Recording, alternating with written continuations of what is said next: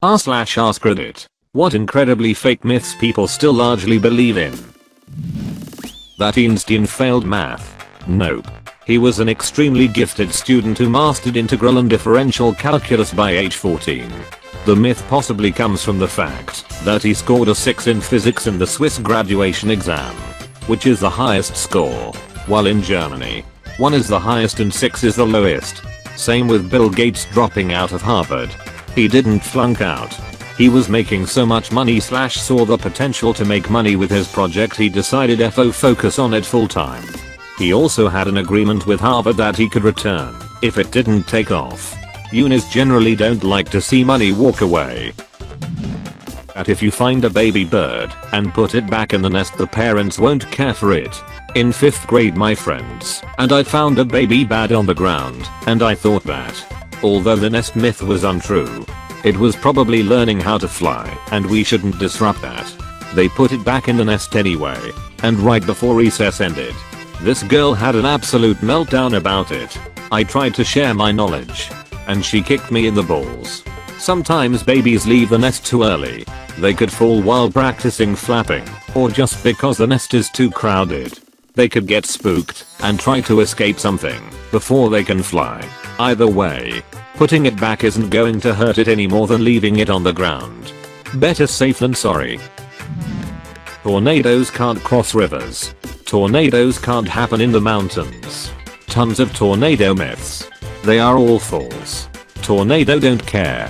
Your town hasn't been hit in a while, because even though the US has more tornadoes than anywhere else on the planet, the statistical chances of something that is on average a couple 100 yards wide hitting you is pretty darn small. More okay being particularly unlucky in that regard. Lightning can strike the same place twice. Just ask the Empire State Building. Or really any tall object. Opening your windows for an approaching tornado will not save your house. It will make the destruction even faster, as the most common fail point is the roof, and that allows air in that can push up and destroy it faster. The pressure gradient is irrelevant. A bridge is one of the worst places to be in a tornado. Taking shelter in a ditch is better. A bridge speeds the winds up via a funneling effect. Source: a meteorologist. Edit: adding in cities, tornadoes hit cities. Being in one doesn't protect you. Also, being on tribal land doesn't protect you. Being in a valley doesn't protect you. Tornado don't care. Edit 2: the pressure differential will not bust your windows. The debris flying at hundreds of miles per hour will. And that will happen whether or not your windows are open or closed. By opening your windows, you are just inviting all of that into your home sooner, giving more time for the tornado to tear it apart. Well, yeah, a bridge is the most dangerous place to be. Tornadoes can't cross rivers, so they head straight for the bridges. Although you can hide under a toll bridge if there's a free one nearby, tornadoes are very frugal. That undercover cops are in any way obligated to tell you they are cops if you ask them directly. This used to be a big plot device in cop shows, including Miami Vice, where the undercover cop would have to try avoiding giving an answer. That one never made sense to me. If a cop can get away with breaking the law while undercover, then lying about being a cop is nothing. It's also not illegal for any cop to lie to you for any reason ever. Guy who took the Loch Ness photo admitted like 20 years ago that it was fake. They used an old toy. He told people to their faces and people still believe in it apparently. Not that it actually exists, but the myth was around before that picture. Yeah, but people still use that photo as evidence. My mom believes that going on roller coasters or excessive bouncing will cause my intestines to move around and get stuck inside each other. Also, that if I carry something heavy more than 10 pounds on my period, I'll become infertile. Please explain the last part. I get the whole roller coaster thing, but the last part one can't imagine. I mean, when trains were first popularized, women were discouraged to use it because the female body is not designed for such speeds, and it could cause the uterus to fall out. That Marilyn Manson got her rib removed so he could suck his own Nike. I swear every single elementary school in North America has heard that. This myth has been attributed to many people including Prince. I've met people in many different cities that have all heard the Marilyn rumor when they were in elementary as well. I find that super strange considering none of us even used the internet at that time. I always wondered how such a rumor spread like it did. That you only use 10% of your brain and you would unlock some superpowers or abilities using all of it. We use almost all of it every day. Did you know that you only use 1% of your keyboard? Since you're almost never pressing more than one key at once. Some experts can use 5 to 10% of their keyboards in the form of shortcuts and hotkeys. But imagine how productive we would be if we could use 100%. This comment has the perfect comparison. That cracking your knuckles causes arthritis. That you have to wait 24 hours before you can report someone missing. There is no such rule. Call the police as soon as possible. Especially if it's a child. Yeah, if you think someone is missing. 24 hours is plenty of time for every worst case scenario to occur. This myth works well as a deterrent for all the overprotective parents out there who are at the police station as soon as their 16-year-old is 30 minutes late home from school though. It's a massive waste of police time and resources. And if you cut or shave hair it comes back thicker. It only seems thicker at first because you're cutting it and creating a blunt end rather than the normally tapered end of a grown strand of hair. Plus, when hair is very short, it's stiffer / less flexible. That was just made to get teenagers to shave their itty patchy facial hair. And teenagers girls will be afraid of shaving their legs. Tell me the truth. I won't get mad. Exactly how you raise a liar. If the punishment is going to be the same regardless, there's no incentive not to try to lie your way out of it. Late to this.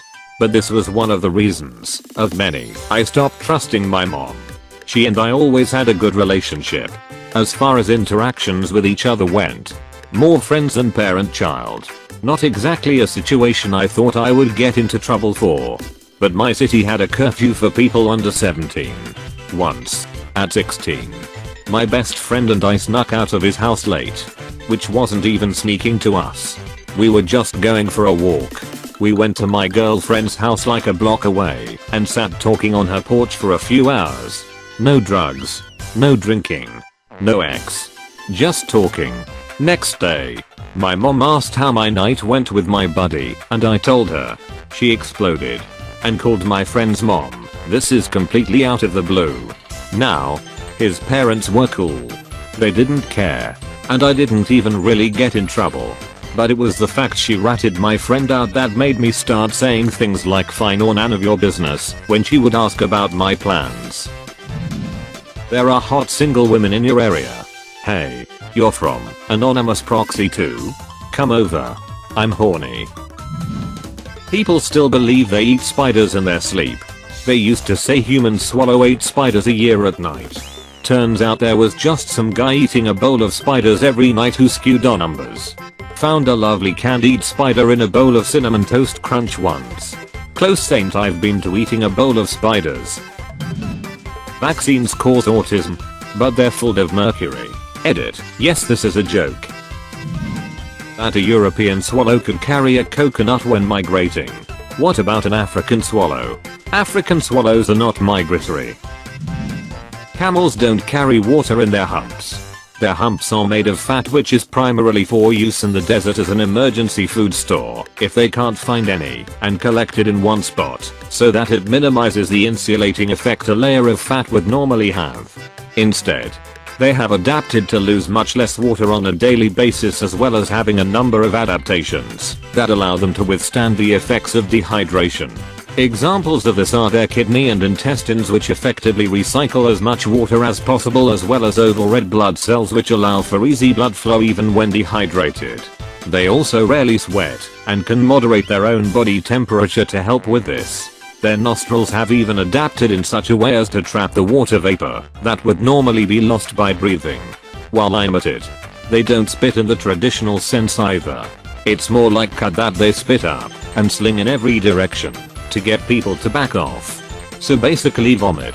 It's not as precise as one would think. I had assumed that storing water in their hump was a known myth by now, but nevertheless, I find myself having to tell families at my zoo on an almost daily basis about both of these facts. But half of my job is teaching, so I'm glad to help dispel myths about the animals I work with. Actually, this is kinda funny, but metabolizing lipids releases water molecules. So in a sneaky biochemical sense, camels do store water in there, it's just locked into the stored fat. That's what my bio teacher taught us. It was fat, but that when they metabolized it, it created water and energy for the camel, in addition to the other things mentioned above. My yoga instructor recently informed the class we would be working on grounding techniques, because the earth started spinning faster than it used to, which is causing a lot of stress for everyone. I don't think this even qualifies as a myth, just one person's incredible stupidity. Myths usually start because of one incredibly stupid person. That daddy long-legged spiders are extremely venomous, but they have really short fangs and can't bite you, so you're safe. So they can bite you, or they aren't venomous. Harvestmen don't have venom glands. Cellar spiders do, like all spiders carrot, excepting one or two species, which are